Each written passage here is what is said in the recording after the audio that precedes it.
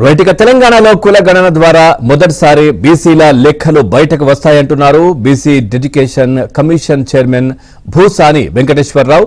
December మొదటి వారంలోనే కుల గణన రిపోర్ట్ రావొచ్చని, ఆ తర్వాత ప్రభుత్వానికి ఏం చేయాలో ఒక అవగాహన వస్తుందంటున్న వెంకటేశ్వరరావుతో మా correspondent Siddharth face to face ఇప్పుడు చూద్దాం. స్థాపిస్తూ ఉత్తర్వులు జారీ చేసింది. ఒక నెల రోజుల్లో టైం ఇచ్చింది రిపోర్ట్ సబ్మిట్ చేయడానికి నుంచి.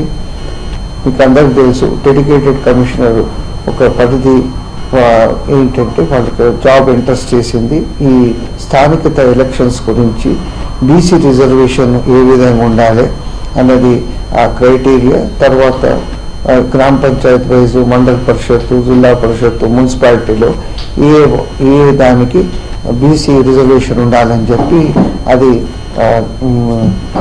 ఫిక్స్ చేయడానికి గురించి రోల్ ఉంటుంది. అయితే ఈ యొక్క 4th నుంచి కూడా, ఎందుకంటే సమయం తక్కువ ఉన్నది, సబ్జెక్ట్ చాలా సెన్సిటివ్ ఉన్నది, తర్వాత ఇంపార్టెంట్ సబ్జెక్ట్ కూడా, టైం తక్కువ ఉన్నది కాబట్టి ఉన్న సమయం లోపల 5 జిల్లాలు ఆల్రెడీ టూరింగ్ కంప్లీట్ అయింది. హైదరాబాదు, ఆర్ఆర్ డిస్ట్రిక్ట్, తర్వాత సంగారెడ్డి, మహబూబ్ నగర్, నల్గొండ, ఖమ్మం ఈ జిల్లాలైంది. రేపు వరంగల్ డిస్ట్రిక్ట్ టూర్ చేస్తున్నాము. వీలైనైతే మిగతా జిల్లాలు కవర్ చేయడానికి